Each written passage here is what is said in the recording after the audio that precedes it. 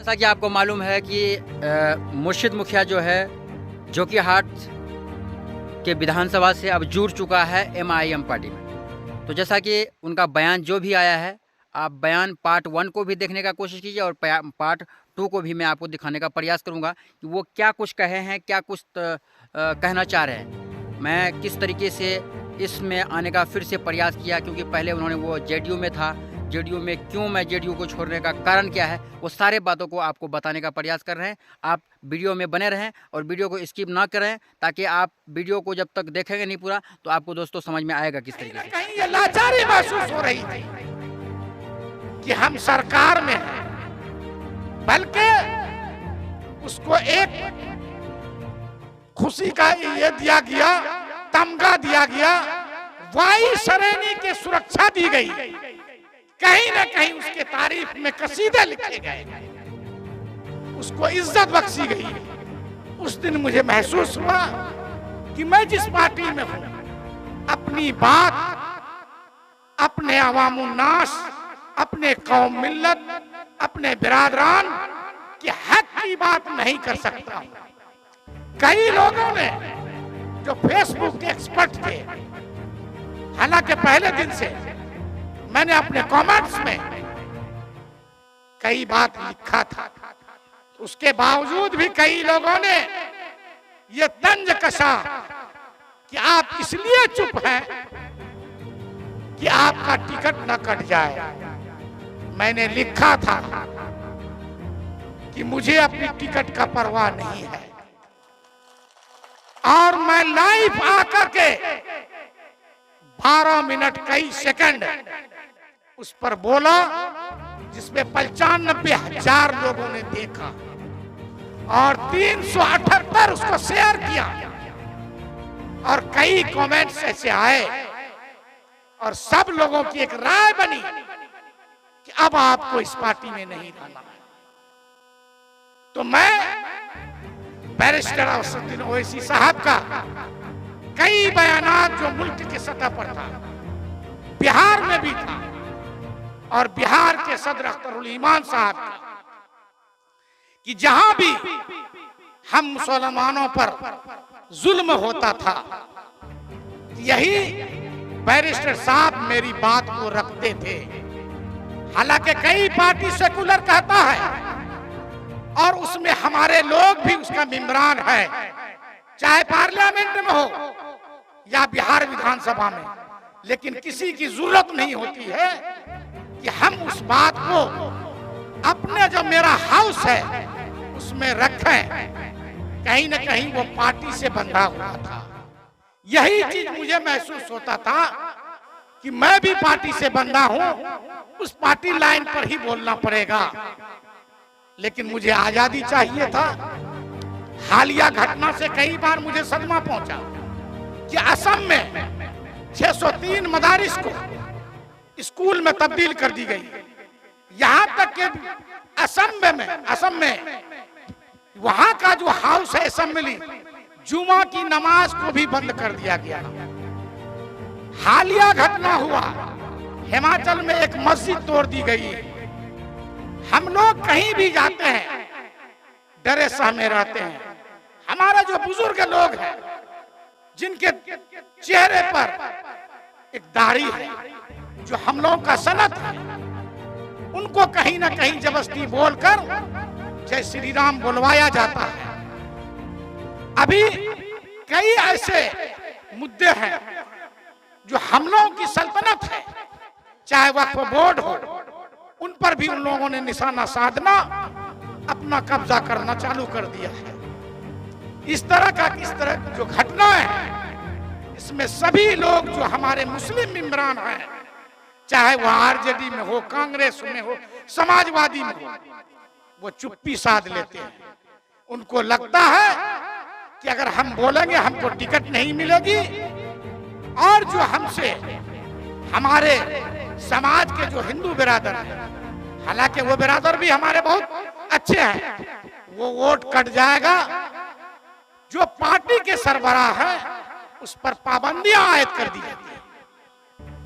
तो बहुत सोच समझकर मैं बैरिस्टर साहब से अकबरुद्दीन ओवैसी साहब से, यहाँ के सदर अख्तरुल ईमान साहब के बयान से मुतस्सिर होकर फैसला लिया कि अब मैं मजलिस इत्तेहादुल मुस्लिमीन का रुकनियत हासिल करूंगा। और वो आज सभी लोगों के सामने कर भी लिया। और मुझे बड़ी खुशी हुई कि 2010 से जब हम जोकीहाट विधानसभा में आए, एक मुर्शीद आलम परिवारवाद के खिलाफ लड़ता था। आज ये महसूस हो रहा है कि हमारे साथ 75% लोग जोकीहाट के परिवारवाद के खिलाफ लड़ने के लिए तैयार है। कोई अगर बोलता है कि शाहनवाज मीम को मजलिस को छोड़ के चला गया, एक शाहनवाज गया है, एक जरखेज खेत से कई झाड़ियां या एक झाड़ियां निकल जाने से खेत बंजर नहीं हो जाएगा। और जो जरखेज खेत है जोकीहाट, मुझे पूरी तरह से गुमान है कि अगले बार 60,000 दिया था, इस बार लाख पार करेगा। चूंकि उन्होंने मुसलमानों का अकीदा तोड़ा है, सिर्फ जोकीहाट का नहीं, चूंकि मजलिस पूरे हिंदुस्तान का मुसलमानों का एक अकीदा है, उस पर विश्वास है, उस पर आप लड़ने के लिए तैयार है। कोई अगर बोलता है कि शाहनवाज मीम को मजलिस को छोड़ के चला गया, एक शाहनवाज गया है, एक जरखेज खेत से कई झाड़ियां या एक झाड़ियां निकल जाने से खेत बंजर नहीं हो जाएगा। और जो जरखेज खेत है जोकीहाट, मुझे पूरी तरह से गुमान है कि अगले बार 60,000 दिया था, इस बार लाख पार करेगा।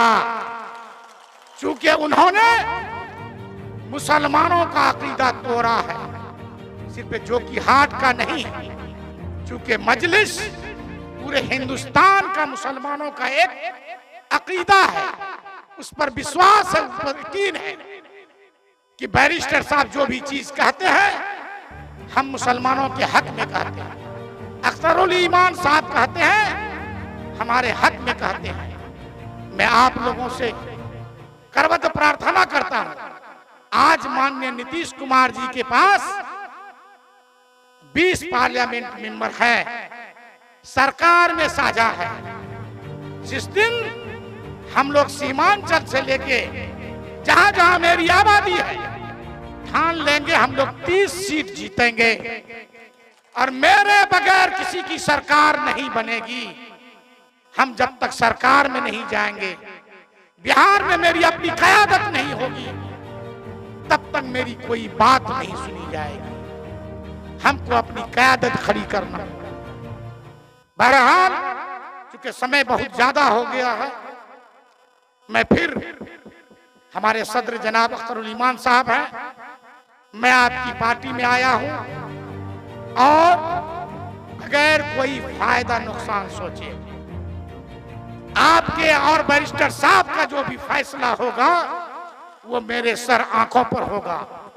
चुनाव लड़ने के लिए तो मैं 5 टर्म से मुखिया हूं। 5 टर्म में मेरे घर में 8 प्रतिनिधि हैं। वर्तमान में मेरी बीवी भी अहली मियां भी मुखिया है।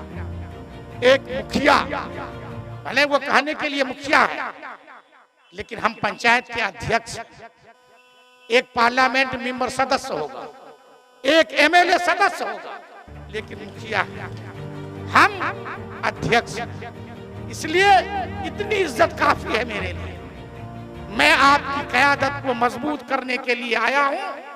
इस मंच से मैं वादा करता हूं कि इस आपकी क़यादत को मजबूत करने के लिए मेरी जो भी कुर्बानी देनी होगी मैं दूंगा।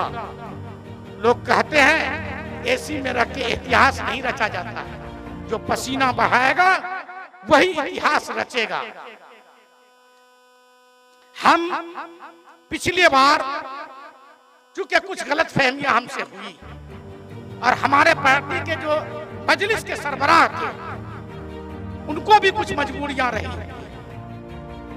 उसमें हमसे कुछ अगर गलत सलत बयानबाजी भी हुई, उजलत में जो भी फैसला मैंने लिया उनके लिए हम इस मंच से माफी चाहते हैं और आगे से हम चाहेंगे और पूरी मजबूती से मजलिस का काम करेंगे। मुर्शीद आलम जिंदाबाद, इंशाअल्लाह मुर्शीद आलम जिंदाबाद, अख्तरुल ईमान जिंदाबाद, अख्तरुल ईमान जिंदाबाद। आगे से मैं वादा करता हूं मजलिस के लिए आखिरी दम तक और बैरिस्टर साहब के लिए इस क़यादत को मजबूत करने के लिए हर संभव प्रयास करूंगा। जय मजलिस, जय किशनगंज, जय बिहार।